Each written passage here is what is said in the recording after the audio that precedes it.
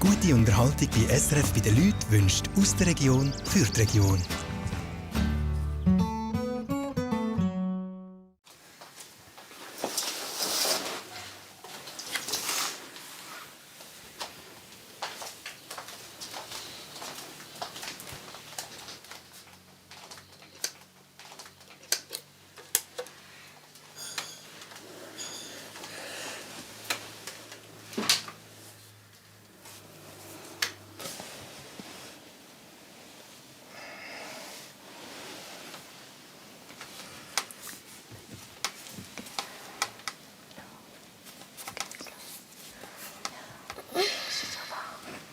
Jasmin verständigt sich am Morgen in einer einfachen Gebärdensprache mit ihrer Tochter Clara.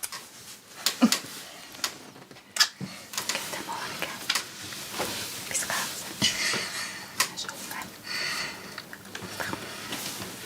Vom Hörgerät will Clara am frühen Morgen meistens nichts wissen. Das ist SRF bei den Leuten. Familiensache.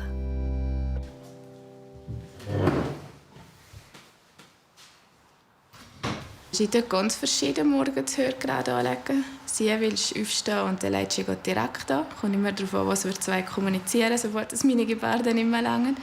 Und nachher gibt es morgen, da hat sie gar keine Lust zu hören. Der Vater von Clara hat seine eigene Art und Weise, wie er mit seiner Jüngsten gerade nach dem Aufstehen kommuniziert. Am Morgen ist immer noch speziell. Ich mit ihr einen Hüren hangert und reden wir noch tipptopp. Und zumal sagt mir Jasmin, merkst du nicht, dass sie gar keine Zehe hat? Aber nein, wir können miteinander so tipptopp kommunizieren, ohne Zehe.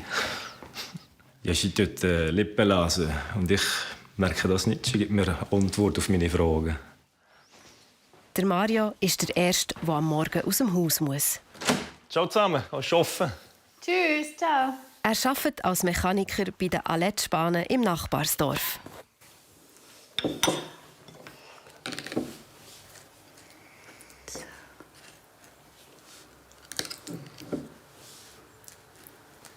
Hast du einen schönen Traum gehabt? Was hast du geträumt? Hast du vergessen? Nein. Du träumst doch immer so viel. Nicht?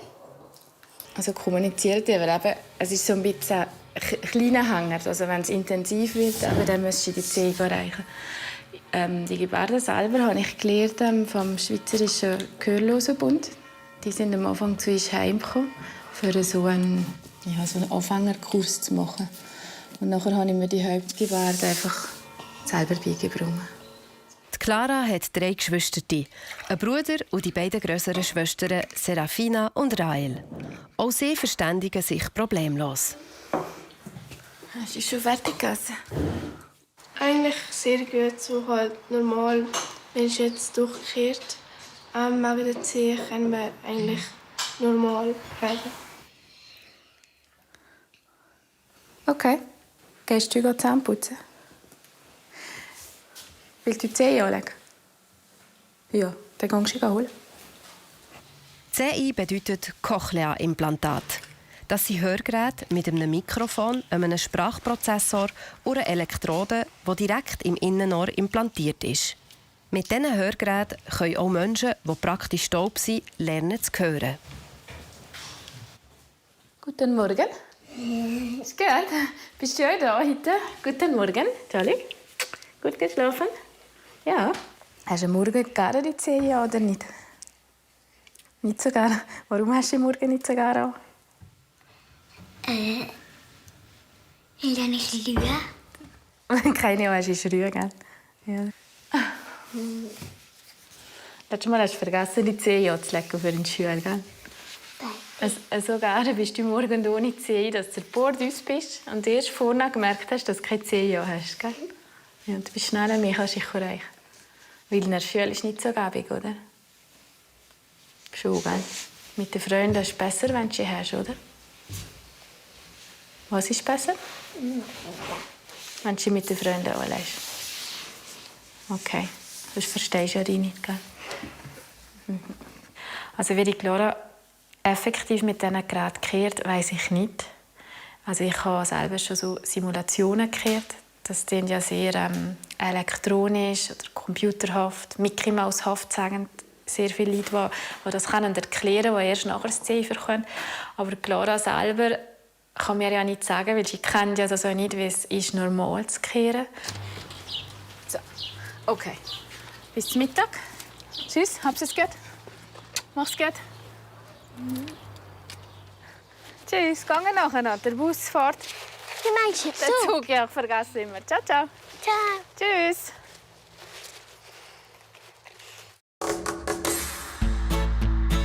Sportplatz A, Zwolle, in der Nähe von Bern. Normalerweise schuttet der Joshua Schmidli hier. Aber seit einem Monat ist er an den Krücken. Zusammen mit seiner Verlobten Vera Leib und Gut kommt er gleich am Match. Sie haben eine Mission. Hallo. Ja, weil es ist vor 4 Wochen ist passiert. Gut vor dem Match. Es ist einfach die Zähne vom Oberschenkelmuskel. Darum muss ich das haben. Weil der Muskel geht bis da, wo er Stieb im Becken ist, rausgerissen. Das geht halt lang, eben 7 Wochen Stück rein. Und 6 Monate nicht shooten. Ja. Also, gute Besserung. Ja, merci, guter Match. Ja. Der Joshua weiss, von was er redet. Er ist selber Assistenzarzt Orthopädie. Die Vera ist Sozialpädagogin. Wo gehst du her? Momentan ist es gerade nicht so einfach für die jungen Eltern von Jay Vincharo. Ich kann nichts machen. Und mit ihm ist es recht schwierig. Ich kann nicht allein auf ihn schauen, weil Schägen aufwickeln, er ist nicht auf dem gleichen Stock. Das ist doch ein schwierig. Sonst ist er ja manchmal schon längere Tage weg. Und jetzt ja, dann bin ich auch selber mit dem Javin daheim und erledige so die Sachen. Und jetzt ist der Joshua noch da. Ist auch mal schön.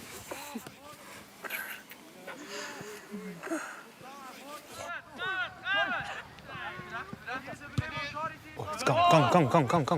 Mach ihn. Jawohl, schön. Guck dir, Raffi. Jetzt sind sie das erste Mal wieder ein bisschen vorne dabei. Das ist super. Der Match schauen sie nicht nur zur Ablenkung. Es ist schon eine Herzensangelegenheit. Wo jetzt eben die Junioren am Spielen. Und als Sportchef muss auch doch die Junioren oder einfach Elferfußball, die 11 Spieler auf dem Feld haben, muss ich auch beobachten und schauen, ob es Spieler hat, die dann mal zu uns in die Erstmannschaft kommen. Jawohl, schön! Schön, gut gewesen. Gut gewesen. Geht's? Gut, ja. Besser. Guter Match gemacht. Ja, ist gut. Gut gemacht. Eigentlich sind sie sowieso wegen etwas anderem hier. Ja, jetzt hast du noch Liebling, gell? Hast du gesagt? Das ist die Aufgabe, oder was? Ja, genau. Kann ich sie nachher holen? Ah, so, jetzt. Hast du wieder Liebling? Ja. Perfekt, das ist ja. Mega viel. Aha. Ziehen Sie da. Oh, super, da ist in der Freude. Dann haben wir da die Liebli. Ja. Fast deine Grösse. Mensch, das geht mir. Ah, dann können wir das Team aufmachen. Das ist sehr gut. Merci vielmals. Ja, die Liebli die gehen nach Kenia. Und wir haben dort ein Schulprojekt zusammen mit der Vera. Und der Javin hilft jetzt auch ein bisschen mit, genau, wo wir schon seit ein paar Jahren aufbauen. Und vom Fußballclub kommen wir aber Liebli über. Und dann nehmen wir die aber nach Kenia. Das sind unten ein Fußballteam haben und zusammen können shooten, weil so ein bisschen konkurrenzfähig sind. Und ich bin immer mega froh, wenn ich halt Sachen bekomme. Ja, da sind wir mega Freude. Und also eigentlich fast mehr Freude, als wir an diesen Sachen hier haben. Das ist aber so sehr eindrücklich zu sehen und auch sehr berührend. Ja. Und ich bin halt auch mega froh, wenn mein Fußballverein mich da unterstützt. Hey, merci. Toi, toi, toi, gute Besserung. Merci. Und gratuliere zu diesem Projekt. Dankeschön, Super. merci Mario. Merci. Das Ostschweizer Übungszentrum für Gastronomie und Hotellerie. Ja. Du hast dann da natürlich noch deine Timer und Zeitpläne und so, aber ich will wirklich Papier annehmen, das Schnittschutzhändchen und einfach die Messer, die du brauchst, und fertig. Gut, Wieso ist jetzt da 3 Geschirr? Eins für Knochen, eins für Parrühren? eins für Knochen, eins für Parrühren und eins für Fleisch, das du noch brauchen kannst.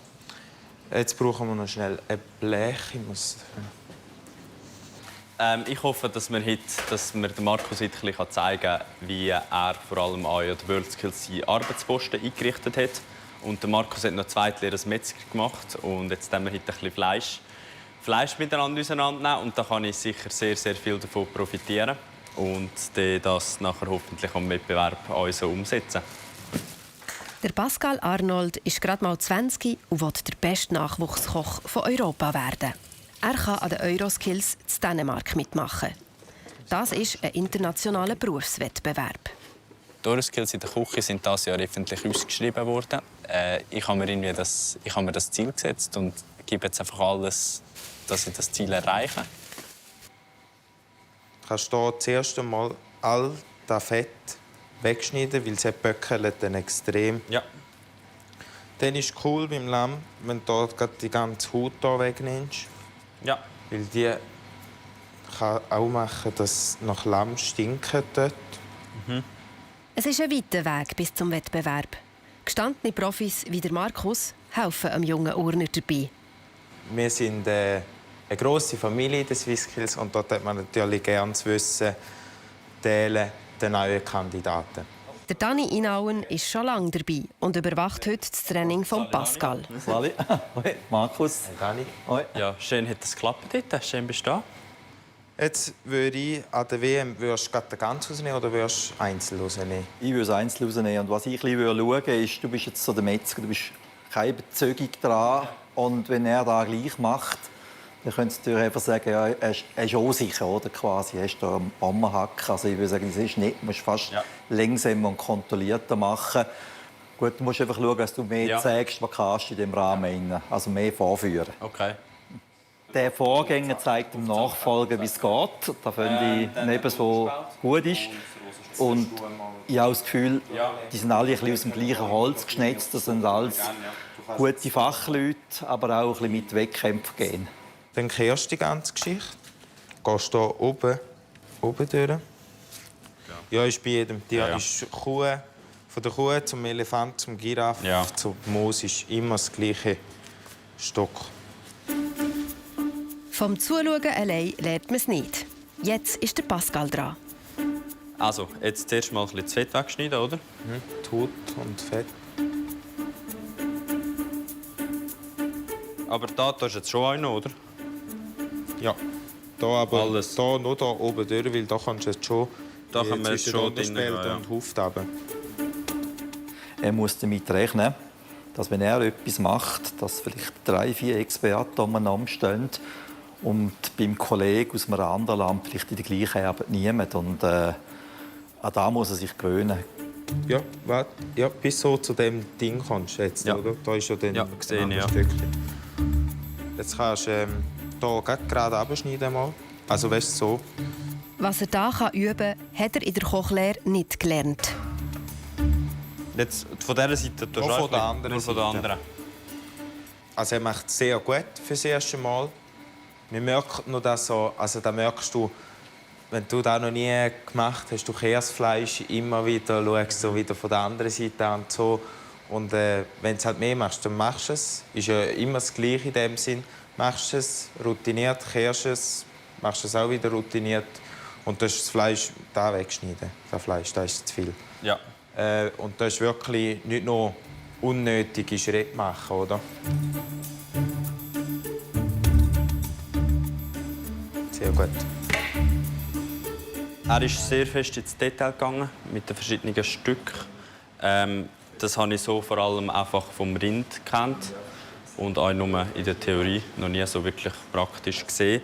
Und jetzt beim Lammschinken ist das aber eigentlich nachher das genau Gleiche, aber halt alles viel kleiner und seine Messertechnik war sehr spannend.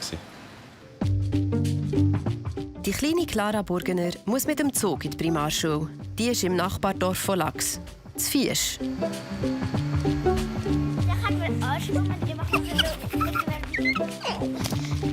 habe eine bessere Idee. Wir schauen einen Film. Stopp. Wir schauen einen Film und nehmen Pommes frites. Ja. Und Chicken Pommes frites Schüssel. Ja, geil. Die Clara hat trotz ihrer Hörbeeinträchtigung normal eingeschult werden. Sie geht in die 1. Klasse. Hallo, guten Morgen, Nico. Alles gut? Guten Morgen miteinander, hoi Linia. Hallo, guten Morgen, Clara. Hallo miteinander. Ihr bekommt eine Checkliste und ich erwarte von euch, dass ihr selbstständig arbeitet. Es ist hier alles aufgeschrieben. Viele Kinder mit Cochlea-Implantat gehen in die normale Schule. Vor allem, wenn spezialisierte Schulen weit weg sind. Die Lehrerin Simon Bachmann behaltet Clara immer besonders im Auge. Ja, Clara? Ganz genau. Also, bei der Tankstelle, wo ist die Tankstelle? Da kannst du starten, sehr gut. Und dann gehst du zum Schwimmbad. Kannst du mal den Weg einzeichnen?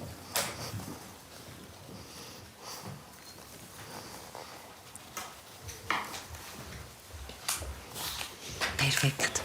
Und jetzt kannst du zählen, wie viele Wegstücke es braucht. 6. 6, sehr gut. Du darfst das aufschreiben. Ich achte sicher immer ganz gut darauf, dass Clara guten Sichtkontakt zu mir hat, dass sie mein Gesicht sieht, meine Lippen. Da staune ich manchmal selber, wie gut dass sie meine Mimik lesen kann oder auch meine Bewegungen. Wir arbeiten sehr viel mit Bildern. Und dann müssen wir vielleicht auch schon zwischendurch darauf schauen, dass sie genug Pausen machen kann, dass sie vielleicht auch mal einfach einmal mehr mal ein bisschen für sich kann sein kann, weil halt der ganze Geräuschpegel und die ganzen Hintergrundgeräusche sind schon auch ermüdend für sie. Das Kantenbilden ist eine super Idee. Das kannst du gerne weiterschreiben. Danke. Ja.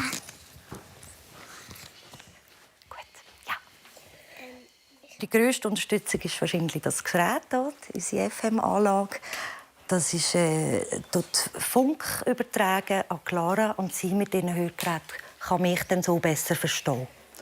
Und sie versteht es nicht gleich, wie wir uns verstehen, aber sie versteht ganz genau eigentlich, was ich da sage. Und sie versteht es eben auch, wenn ich es im Gang sage. Da hat es schon lustige Situationen auch gegeben, dass ich immer mich gewundert habe, wenn ich einmal vorausgehen musste, dass die Klasse immer ganz still war, wenn ich wieder zurückgekommen bin. Ich habe mich gewundert, warum sind jetzt die alle ganz mucksmäuschen still. Und dann ist klar, Clara konnte vorwarnen, weil ich vergessen habe auszuschalten. Genau. Willst du ein kleines Timeout? 5 Minuten. Ja. Sie müsste einfach leise sein. Dann dürft ihr ganz leise 5 Minuten für euch Pause machen.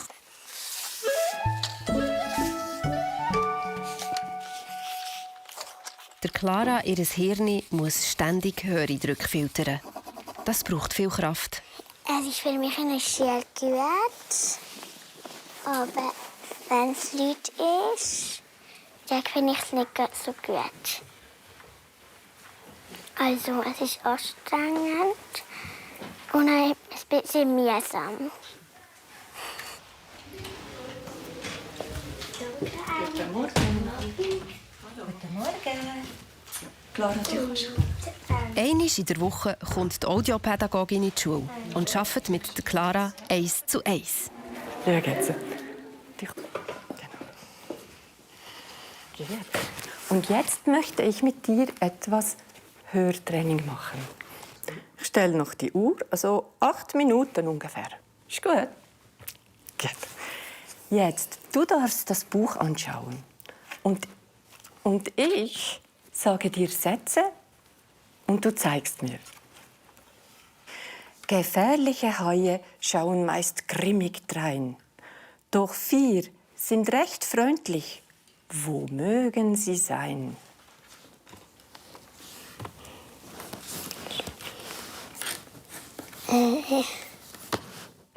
Genau. Zebras mit Streifen sind jedem bekannt. Doch 5 haben Punkte. Hast du sie erkannt? 5. Gut. Hörtraining ist ganz wichtig für Menschen mit CI. Nur durch das ständige Üben lernt das Hirn die Sprache gut. Hast du das schon gehabt?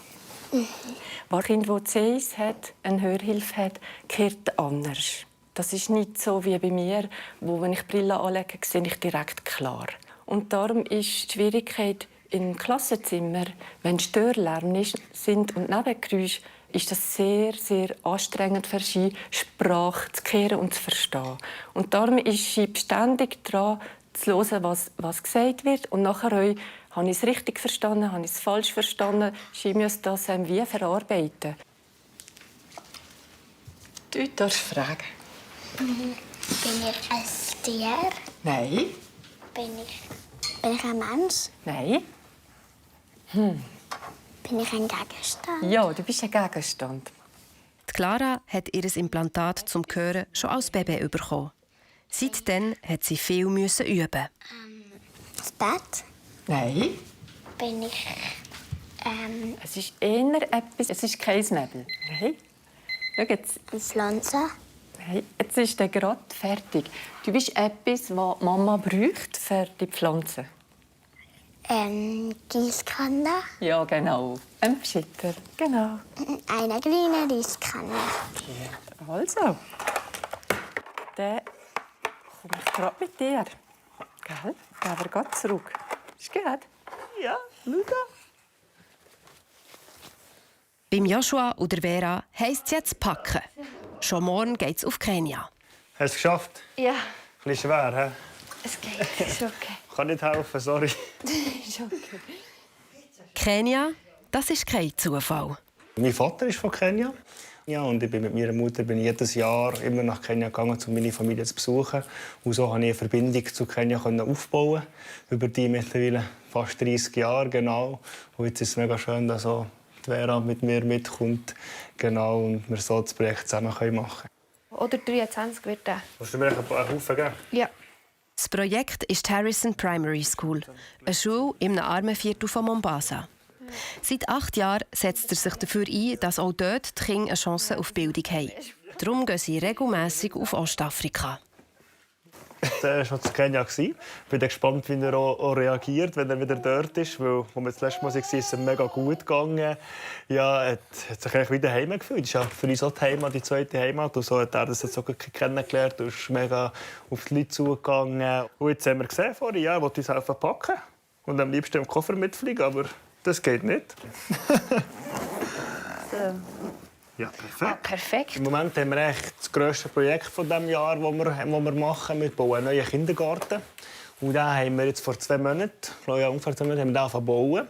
Und jetzt gehen wir eigentlich runter, um die Bauarbeiten zu kontrollieren. Schauen, wie sieht das aus? Ist alles so, wie wir es geplant haben? Haben sie es eingehalten, was wir wollen? Wie ist der Fortschritt? Genau, das ist ein bisschen wie eine Kontrolle und ich muss schauen, funktioniert so, wie das sein sollte. Darum haben wir jetzt gesagt, dass wir jetzt runtergehen müssen, nicht, dass wir dann alles schon fertig ist und es plötzlich nicht so ist, wie wir hätten wollen. Hallo zusammen! Hoi! So, habt ihr es gut? Hey, hey. Hallo! Hallo! Oh, habt ihr die Sachen alle mitgebracht? Die Vera ist schon oben. Könnt ihr gleich durchlaufen? Die Schwiegereltern von Joshua haben auch einen Haufen Sachen, die mit auf Kenia sollen. Hallo! Auch sie packen beim Hilfsprojekt mit an, seit ihre Tochter mit dem Joshua zusammen ist. Ciao, hallo. Hallo! Hallo! Hey, hey! Hi. Hallo, Kleiner! Hallo! Ah, super! Material. Das mal hierher. Ja. Hey. Darf ich dir den Jamie abgeben? Ja, komm. Ja, dann wir einfach machen. Ja, merci. Ah, perfekt. Das sind robuste Arbeitskleider für die Bauarbeiter vom Kindergarten. Ja. Das kann bei der Einreise Ärger geben. Das ist von einer Bude von uns, die die einfach nicht mehr gebraucht und die haben wir dürfen übernehmen. Super, oder? Der Zoll kann manchmal schwierig tun. Jetzt denke ich, wenn sie da den Koffer sehen mit den Bauarbeiterkleidern, weil sie dann wie merken, dass sie nicht Kleider, die wir selber brauchen, haben sie dann letztes Mal auch gesagt, wenn wir Spenden machen, wollen sie die auch versteuern. Genau, und dort müssen wir dann manchmal schauen und mit ihnen ein bisschen handeln, dass wir dann nicht zu viel noch Zollgebühren zahlen für Kleider, die wir ihnen bringen. Der Joshua ist dann auch sehr geschickt am Zoll, weniger. Ich kann das nicht so gut mit ihnen handeln. Sie nehmen so viel Gepäck mit, wie nur möglich. 9 Koffer. Ja. Darum bringen der Wally und Karin die junge Familie samt dem ganzen Bagage dann auch auf den Flughafen. Perfekt, merci vielmals. Willst du noch ein bisschen? Merci vielmals, das ist auch gut, danke. Gut. Merci vielmals. Danke. Oh, merci für das Helfen packen. Ja, jetzt haben wir schon fast für morgen. Ja. Und ihr habt vorhin heute geschrieben, dass der Strompfosten im Weg steht. Wo wir neu herhalten, müssen wir den wegmachen. Der riesige Pfosten, der Holzpfosten. Ja. Aber die Leitung dort durch. Ja. Darum ist es auch gut, wenn ihr mal einen Blick werfen, oder? Die Sachen anzuschauen. Unbedingt, ja. Genau. Die jetzt im Kindergarten sind, dass die einfach auch überlegen, wie sie es dann haben wollen. Dass wir es dann im Herbst so einrichten können. Ja, genau. Einfach all ihre Ideen. Eltern von der Vera sind beide Lehrpersonen. Und wir überlegen dann einfach noch überlegen, was wir auch noch für Ideen haben. Und vielleicht passt das dann auch zusammen. So Die Eltern haben nicht lange überlegt, ob sie mithelfen. Der Joshua hat dort Wurzeln. Und dann war es für uns auch ganz klar, dass wir das Leben oder die Welt auch lernen kennen. Das war eigentlich so die erste Motivation. Und die zweite natürlich das Projekt. Was uns wirklich beide genial dünkt, ist, dass es ein kenianisches Projekt ist. Dass es wirklich von ihnen gegründet wurde, die Schule, und nachher erst der Joshua und die ganze Stiftung, oder erst mehr Verein, ist dazugekommen. Und der Betrieb ist selbstständig, der läuft. Und es ist nicht eine übergestülpte Sache. Oder, die Europäer können sagen, wie sie jetzt arbeiten dort, sondern sie arbeiten auf ihre Art. Und wir probieren etwas mitzugeben, etwas dazu zu tun. Ja, dass sie mal nicht auf Kenia gehen, ist natürlich auch cool. Also wichtig, dass sie gehen, schauen, was läuft und unterstützen. Aber die Herausforderung das mal, die ist schon ein bisschen grösser. Also der Joshua mit seinen 2 Stecken, das wird für die Vera ziemlich einen Aufwand bedeuten. Ich finde es super, dass sie gehen, aber ich finde es natürlich auch super, wenn sie wieder da sind. Ja, logisch. In Luzern trifft der Pascal heute auf seine Gegner von den Euroskills. Von Polen, Spanien und Österreich sind die jungen Köche zusammen mit ihren Trainern angereist. Es gibt ein Probekochen für alle vor dem grossen Wettbewerb. Mit dabei ist auch der 27-jährige Martin Amstutz, der Coach von Pascal und der Touchmeister vom heutigen Tag.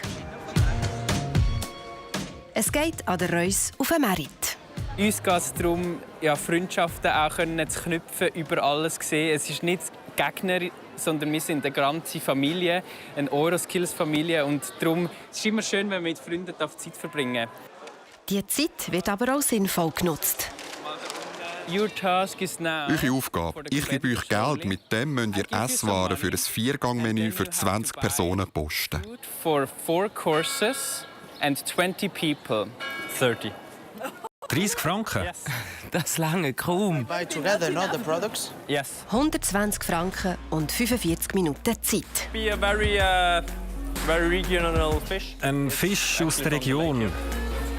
Einverstanden? Wir brauchen, glaube ich, noch ein bisschen mehr Geld. Ich habe wirklich keinen Plan, was wir heute machen am Nachmittag. Niemand von uns hat Ahnung, was wir machen. Aber ja, es wird sicher etwas challenging sein und sehen wir, was wird. Ja. Es kann sein, dass wir uns einfach alle Zutaten, die wir kaufen, über einen Haufen rühren und nicht mixen oder weiss nicht was. Oder dass jeder einen Gang kocht oder weiss nicht was. Keine Ahnung. Gespannt, was kommt. Zuerst müssen sie auskäsen, was sie mit diesem knappen Budget kaufen wollen. Ja. Das wird teuer. Das Training ist sicher auch ein bisschen für einen Austausch da, dass wir auch ein bisschen sehen, wie die anderen die Aufgaben interpretieren. Nicht einfach, dass wir den Wettbewerb geben und die anderen dann komplett etwas anderes machen als wir. Und auch allgemein einfach ein bisschen für einen Austausch und wie sie so das Training angehen. Das muss ja nicht unbedingt jetzt Fleisch sein, oder? Ja, aber wäre schon geil. Es wäre geil, aber wenn es vom Budget nicht ausgeht. 31 Franken. Hast du das 100? Also eigentlich ist jetzt genug, hä? Ja, jetzt ist fertig. Das Budget haben sie schon mal überzogen. Weiter geht's nach Obwalden, in die Übungsküche zu Sachsen. Jetzt lässt Martin die Katze aus dem Sack. Surprise, surprise. Überraschung, ihr macht jetzt ein spezielles Gericht aus eurem Land mit den Zutaten, die ihr gekauft habt. Ihr müsst jetzt überlegen, welches Gericht aus eurem Land ihr kochen wollt. To rethink what kind of dish you'd like to do from your own country. Ich sehe einen Herdöpfel, ich sehe einen Rösti, aber... Wenn jemand anders die Herdöpfel will, bin ich noch gerade ein bisschen planlos, was wir da schweizerisch kochen können. Aber irgendetwas wird mir da schon einfallen. Die Schweizer Gaven stehen hoch im Kurs bei Clara und ihren Freundinnen.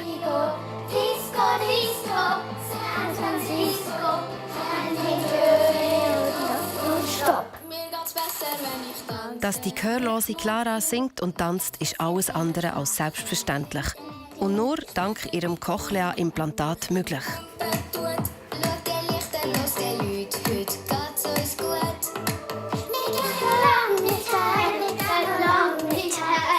Also für mich ist das Schönste, wenn ich einfach wirklich sehe, wie sie integriert ist, wie sie mit allen, mit Freundinnen mitmachen kann.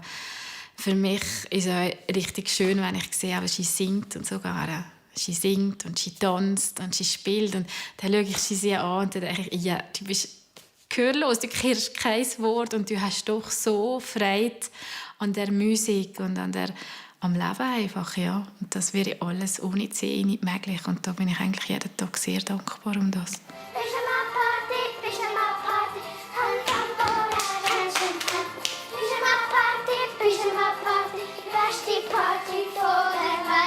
Meine Vorstellung war so, dass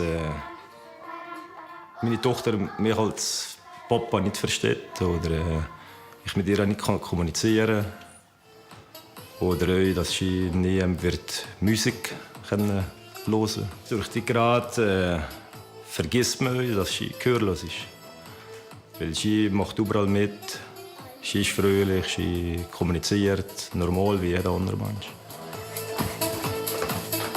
Clara ist so ein grosser Fan der Schweizer Gaven, dass sie unbedingt einmal mit ihnen auf die Bühne will. Also ich will mit denen gerne mitmachen und auf der Bühne stehen. Und mit tanzen. Clara hat bei der Stiftung Wunderlampe sich einen Wunsch, einen Herzenswunsch angegeben. Und sie hat eigentlich ja da geschrieben, dass sie gerne mit den Schweizer Gaven mitsingen und mittanzen, weil sie da grosser Fan ist. Was da genau passiert oder ob der Wunsch in Erfüllung geht, das wissen wir jetzt noch nicht.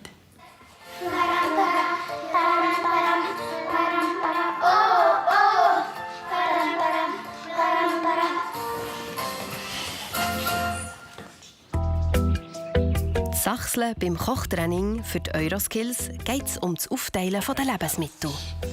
No, both. No, you can use carrot and yogurt. Ist Schweinefleisch typisch polnisch? Ja, klar. Sehr polnisch. It's really Polish. Hast du eine Idee, wie du Schweinefleisch mit den Herdöpfeln auf polnisch kochen kannst? Yeah, good idea. It's very Polish. Braucht jemand die weißen Spargel? Auch die Nektarinen, die ich hier brauche. Spargel sind auch gut mit Orangen. Meine Idee ist, ein Dessert zu machen. Fotzelschnitte. Das ist Brot in einem Milchmix dünkelt. Dipped in a mixture of milk. Ich habe auch schon Fotzelschnitte daheim gemacht und so, aber ich habe nie Fotzelschnitte wirklich richtig schön gemacht, wo man so in einem Sternenrestaurant servieren kann. Das wird die Challenge sein für mich, dass man wirklich eine gourmethafte Fotzelschnitte machen kann. Ja. Die Zutaten sind verteilt. Es geht los. Welcher Gang ist Pascal egal. Kochen ist seine Leidenschaft. Mein Hauptgrund ist eigentlich, wieso ich so gerne koche, ist, um einfach Gäste glücklich zu machen und weil ich einfach eine hohe Freude daran habe. Ich bin aufgewachsen mit dem. Also, als ich 3 war, haben meine Eltern eine Berghütte übernommen. Und ich bin dann nachher eigentlich wirklich an den Wochenenden und in den Ferien immer dort oben gewesen. Und halt wirklich in der Küche aufgewachsen. Und hatte schon in jungen Jahren immer in etwas experimentiert in der Küche. Und die Freude hat irgendwie einfach nie angelassen. Es ist einfach immer stärker geworden. Und es gibt keinen Beruf, den ich mir besser vorstellen kann mittlerweile. Die Mise en place ist gemacht, aber der Pascal will noch etwas spicken. Ist es normal, dass man am Wettkampf Rezept machen muss? Ja. Der Martin hat mich gerade darauf angekickt, weil ich gerade Rezepte google. Am Wettbewerb selber dürfen wir es dann leider auch nicht machen. Also, wenn wir den hoffentlich auch nicht, weil wir sind ja besser vorbereitet. Ja, und jetzt probiere ich es mal ohne Handy. Einfach mal machen, eben, um uns aus der Komfortzone rauszulocken. Mal schauen, was dann wird. Was machst du gerade, Pascal? Rhabarber, Karamellkompott und da eine Äpfelmus. Und was ist der allgemeine Plan? Fotzelschnitte. Also ein Fotzelschnitte, wie man es eigentlich kennt, halt ein bisschen schön. Was heisst ein bisschen schön? Schön zugeschnitten. Ein bisschen, einfach Liebe dabei. Und dann ein Zimt, Espuma separat. Wie machst du das? Mit Liebe. Also improvisierst du heute voll? Schon ein bisschen, Risk? Ja. Gut, ist gut. Mit Liebe allein holt man keine Medaille. Der Pascal muss mit Finesse und Ästhetik ein raffiniertes Geschmackserlebnis bieten. Später an den Euroskills sollte sein kulinarisches Know-how auf höchstem Niveau mithalten. Fotzelschnitte ziemlich etwas Klassisches. Ich weiß nicht genau, was er sich überlegt hat, wie er das gourmetmässig für zum Beispiel eine 2-Sterne-Lade möchte präsentieren. Aber ja, ich glaube, es kommt schon gut. Anina und der Visi, Pascal seine Eltern, sind als Essen vom Probewettbewerb eingeladen. Hallo. Hoi. Hoi. Schön, dass ihr da. Ja, danke. Hallo Pascal, hallo. Schön, dass wir kommen. Ich bin gespannt, wie das läuft. Und ich denke, Pascal ist auch angespannt in dieser Situation. Und ein bisschen Nervosität, glaube ich, gehört auch dazu.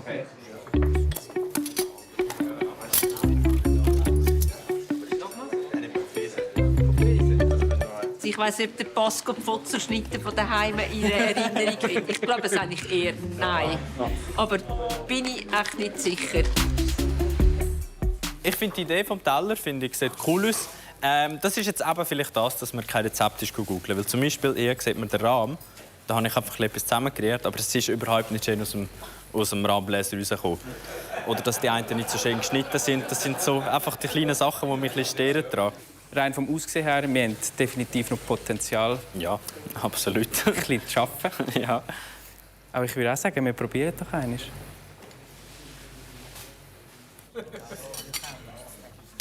Bleibt zu hoffen, es ist besser, als es aussieht.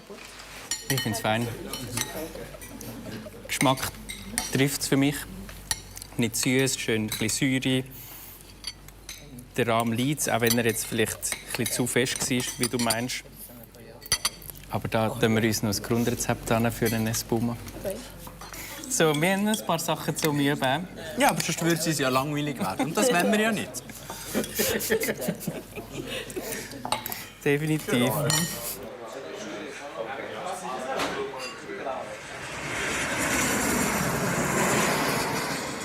Mombasa, Kenia.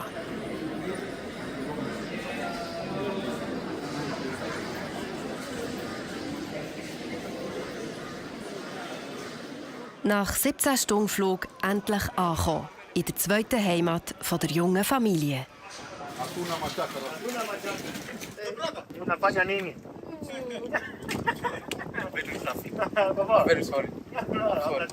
Die Reise war streng, ich muss sagen. Wir waren gleich fast 24 Stunden unterwegs bis jetzt.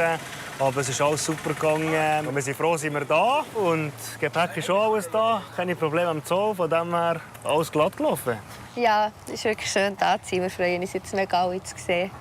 Genau. Ich kann kaum warten. Ja. Die Fahrt ins Hotel dauert normal fast eine Stunde. Geht's, Baby? Ja, es geht. Essen, trinken? Tipptopp. Ah, sehr gut, sehr gut. Tipptopp. Gut. Ja, sind wir endlich da, he? Ja, super. Er ist schon am Schwitzen, wie verrückt. Ah, schon? Ja. It's too hot, huh? He's sweating. He's sweating. No, but it's okay. But so for him, the feeling, because air conditioning is not so good for him. Ja. Aber es ist schon, es ist drückender. Oder wie im April etwa. Ja, es ist heiß heute. So denkt so, ist das Gefühl, dass so der Regen kommt, aber irgendwie kommt er nicht so ein bisschen typisch. Ja. Es geht quer durch die Stadt.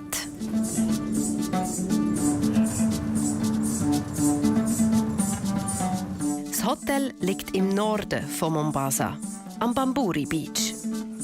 Von klein auf hat der Joshua immer in diesem Hotel gewohnt. Und da werden sie auch schon erwartet. Ja. Hallo! Look! I'm a broken man now. Imagine. Oh, What is this? namna gani? Sawa kabisa. Uko sawa? Niko sawa, nashukuru. Asante sana. Mama Grace. Wie geht's dir? Alles gut? Ja, mir geht's sehr gut. So schön, dich zu sehen. Aber was ist denn mit dir passiert? Ich hatte einen Unfall beim Fußballspielen. Und? Oh, Junge. Gut. Schlechte viele Sonne, heute keine Regen da. Heute keine Regen da. Ja, das ist anders. Ist gut. Der Vorher ist mein Ziehvater. Meine Mutter war 8 Jahre mit ihm zusammen. Und immer, als wir nach Kenia kamen, konnte ich Zeit mit ihm verbringen. Und er hat mir Kultur in Kenia gezeigt und beigebracht. Und so war er in meinem Leben eigentlich meine Vaterfigur, weil ich bin ohne Vater in der Schweiz aufgewachsen. Er ist mega wichtig in meinem Leben und ich bin sehr froh, dass ich ihn. Wenn wir zusammen Zeit verbringen, bin ich immer mega glücklich. Neben Furaha zählen auch die anderen zum kenianischen Teil der Familie. With the camera, video call. Because he got to be in Swiss. Wenn der Joshua und Vera in der Schweiz sind, dann fühlen wir uns unvollständig. Ich bin sehr glücklich, sind sie wieder da. Complete together. Yeah, very happy. Grace und Harrison sind Gründer der Schule und langjährige Freunde von mir. Ich habe Harrison im Severin Hotel kennengelernt. Er hat hier sehr lange als Kellner gearbeitet und ich bin mit meiner Mutter immer in das Hotel in die Ferien gekommen. Und so haben wir uns kennengelernt und aus diesem Kontakt ist eine langjährige Freundschaft entstanden. Die Freundschaft ist der Ursprung vom Hilfsverein Harrison Primary School. Und zwar ist der Joshua wie jedes Jahr in die Ferien auf Mombasa gekommen. Aber sein Lieblingskellner und Freund war nicht mehr herum. Der Joshua hat ihm darum angerufen. Hey, wo bist du? Also, ja, schau, ich habe hier meinen Job aufgegeben, weil ich habe jetzt eine Schule, die ich betreue. Und ich habe weitere Aufgaben in meinem Leben. Darum musste ich zurücktreten. Und dann habe ich gesagt, hey, aber ich wollte wissen, was du machst. Und dann hat er gesagt, also, komm vorbei. Und dann sind wir dort zu dieser Schule gekommen, wo 2 Blechhütten gestanden sind. Und dann hat er mir erzählt, dass er dort mit seiner Frau die Schule eröffnet hat. Und jetzt hier die Kinder unterrichtet und ihnen probiert, Bildung zu geben, die das nicht, wo vorher keine Chance darauf hatten. Und dann habe ich gefunden, hey, ich will dir irgendwie helfen. Ich weiß nicht wie, ich bin noch Student, aber irgendetwas will ich machen. Und dann schauen wir mal. Und aus dann schauen wir mal, es sind 8 Jahre Projekt geworden und eine extrem schöne Zeit. Wir haben mega viel erreichen und sehr viele Kinder glücklich machen. Der Joshua ist ein sehr wichtiger Mann in meinem Leben. Auch für meine ganze Familie. And even to all my family members. Ich habe noch nie jemanden getroffen mit so einem grossen Herz wie du. Thank you so much. You have made me a great name. You have put a great name in my life. Yeah, thank you so much. A name that I've never thought of. Nächstes Mal. Die Schulkinder freuen sich über einen Besuch aus der Schweiz. You see. Die Grundmauern vom neuen Kindergarten stehen schon. Der Joshua muss jetzt schauen, ob auch alles nach Plan läuft.